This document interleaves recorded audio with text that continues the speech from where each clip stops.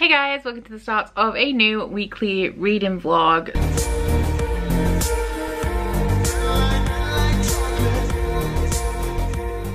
So the theme of this reading vlog is productive, not pretty. I feel like I look like I just crawled out of a bush, but I'm just trying to get a whole ton of stuff done. But this week we're doing things a little bit differently. We are going to be having a 5-day vlog, Monday to Friday, and then I'm going to be doing a separate weekend vlog that you're going to see a couple of days after this vlog that you are watching right now. So my focus on Monday to Friday is to get my book club books out of the way for the month. So I have started Witchshadow by Susan Dennard. I was going to start this vlog yesterday, but I mean, I was just starting this book, didn't have anything to say about it, and I still looked like I'd just crawled out of a bush. So I decided to delay it. But Witchshadow by Susan Dennard is the 2021 release in the Witchland series. This is like I still don't know what demographic this series is supposed to be. It is sold as adult in the US, but it reads like YA, but it has a complexity that is more like adult fantasy. It's all very confusing, but I'm a co-host for the Witchlandsalong, which is a read-along of this series hosted by Jade at Jade Reads, and this is the final book that we will be reading. It is the penultimate in the series. There is one more coming, assumedly next year, maybe the year after, but it's not a complete series yet. But this series starts off with Truth Witch, following a young woman called Safi, who is a Truth Witch, which means that she has the ability to tell when people are lying or telling the truth. This is a very coveted ability, so she has not declared this ability, and she likes to keep it quiet. However, one day she encounters a blood witch named Adrian, who has the ability to scent people's blood and track them across vast distances, and this sends Safi on the run with her best friend Iseult, and they end up embroiled in this very complex political plotline that centers around a 20-year treaty that is about to come to a close. So I definitely have issues with this series. 100% not my favorite. I think that the pacing is way too fast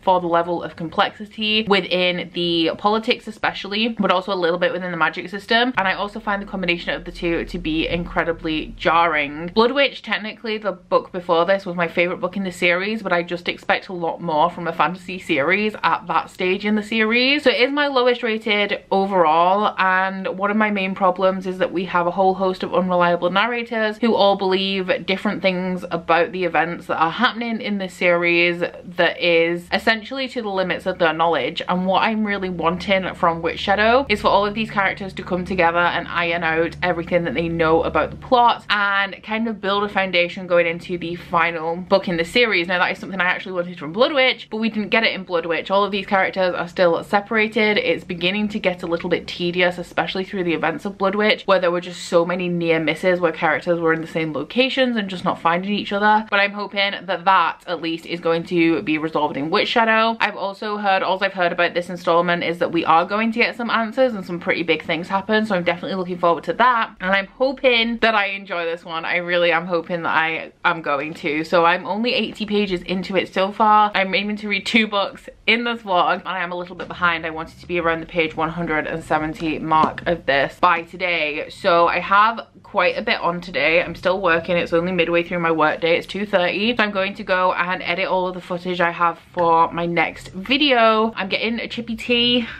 for dinner, which I shouldn't be doing, but it just entered my brain and then I started really craving it. So we're having a chippy tea, and then I want to do a workout. It's a recovery day for me, so it will just be a recovery ride and a bit of yoga. And I do also have my Patreon Buffy watch along at 8 p.m. tonight, where we will be watching the first 3 episodes of season 3. We're in season 3 now. Really excited. I'm always excited to watch Buffy, apart from season 4. When that comes up, I'm not gonna be happy about it. But yeah, I have quite a bit to get through today that doesn't involve reading, so I'm trying to be as productive as possible so that I can get to reading sometime soon and make a decent amount of progress in that book. Hey, so I am pretty much on my way to bed now, but I thought I would come, and I haven't even brought the book, have I? I thought I'd let you know how I'm getting on with Witchshadow by Susan Dennard. It's a struggle. It's a real struggle. I'm 222 pages into this, so am I really? Did I make the I made the halfway point. I'm so happy for me. I didn't think I'd actually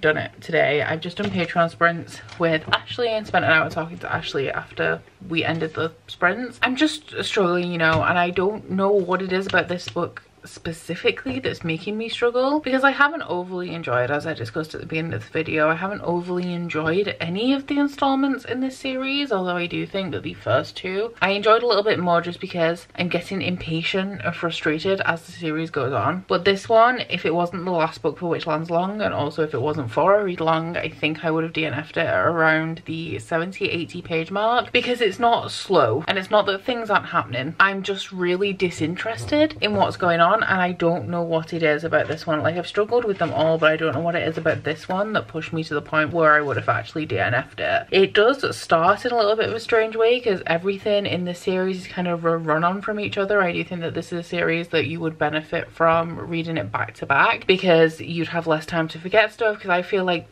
with this series, just things don't stick with me, and I just don't know why. I can't wrap my head around the series. It's not overly complex. There's a little bit of complexity in there, but it's not overly complex, but the story is just not sticking in my mind. But this one started completely differently with a time jump, and I don't understand Susan Dennard's narrative choices, because I'm struggling to care and pay attention to things that are happening in this book, and then in this time jump at the beginning there's actually quite a few big events that happen during the time jump, and we didn't get to see any of it, and it is filling it in flashback as we go along. I will say that in terms of the contents of this book, there are some interesting things about the characters that are tied to the most interesting part of the plot for me, which is to do with the history and the origins of magic, and I always love historical events and stuff in fantasy that influences the present narrative, and how things like folktales and legends were actually real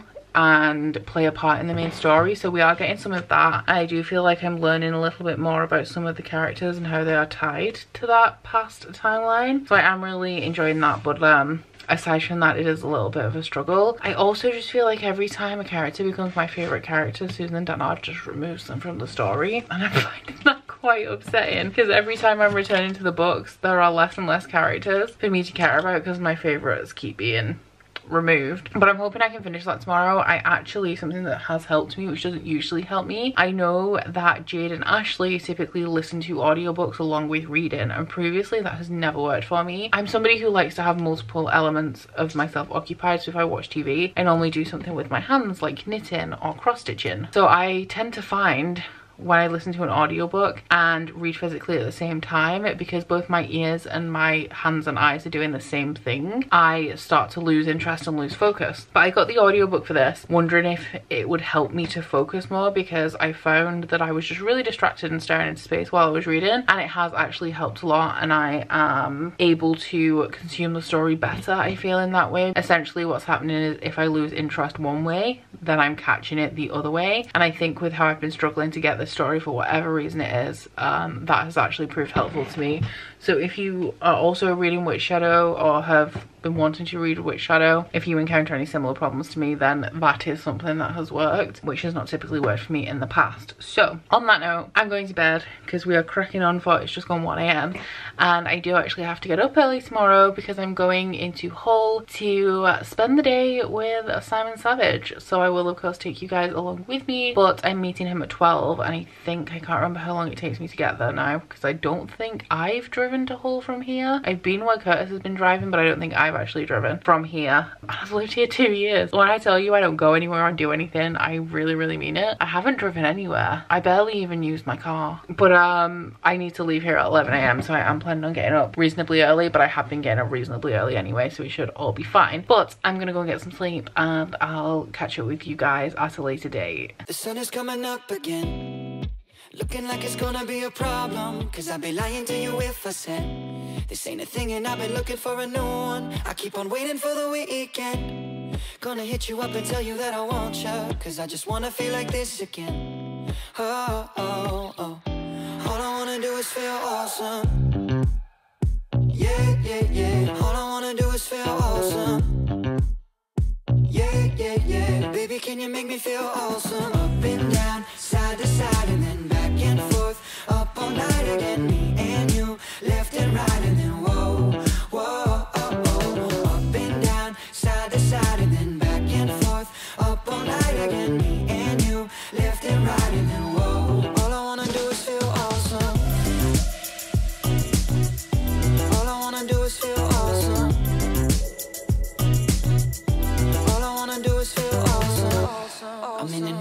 place again.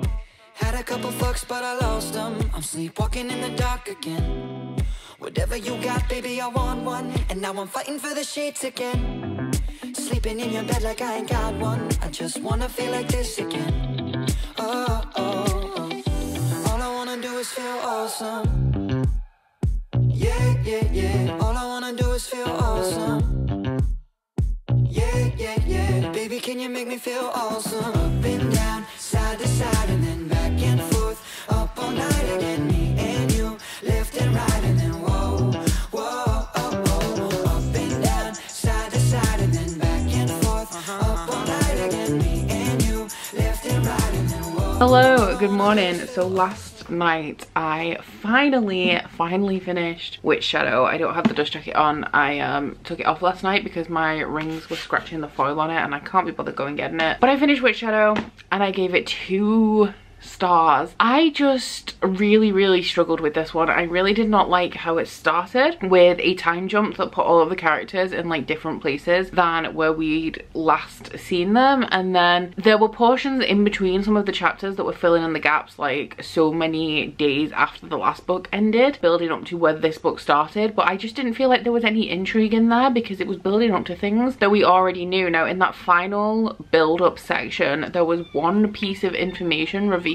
that was actually the only real piece of information that I cared about in this entire book. So I guess that those portions were building up to this, but I really didn't think it was necessary because everything else that it kind of filled in the gaps of, it was kind of already assumed based on where the characters started off at the beginning of this book. So there was no intrigue in those sections, and that last piece of information that I did really enjoy could have been revealed another way. It didn't have to be revealed like that. I'm also finding it very tedious how, for example, that piece of information that was revealed was something that one character noticed about something, and so as a reader we now knew what the weird thing about that something was because we'd had the reveal, but then we'd go to other characters and we're still in this like cycle of unreliable narrators that don't know what's going on, because other characters would spend portions of time looking at this thing being like, oh, that thing's weird, I wonder why that is, where as a reader we already know. The repetition in this one was off the charts, relevant to the main character of this particular book, which is Iseult, but I was just so tired of hearing the words stasis. I was tired of hearing about emotions hidden behind somebody's left lung, and I just found it all to be really repetitive and tedious. I feel like the characters that I really connected with, that I enjoyed, whose storylines I cared about, were removed from the story in this one. It's been gradual throughout the series, but this one just had a lot of the characters that I don't care as much about. Some of these side characters, like I really like Vivia and Vanessa. Styx and Ryber, not as interested in, but I love Vivia and Vanessa, and they were the only characters I feel, those 4 more side characters that you do read from a little bit but aren't the focus of the story. They were actually doing things relevant to the plot, but it felt like a very long-winded way about it. I just wasn't really interested in what Styx and Ryber were doing, and I know I criticized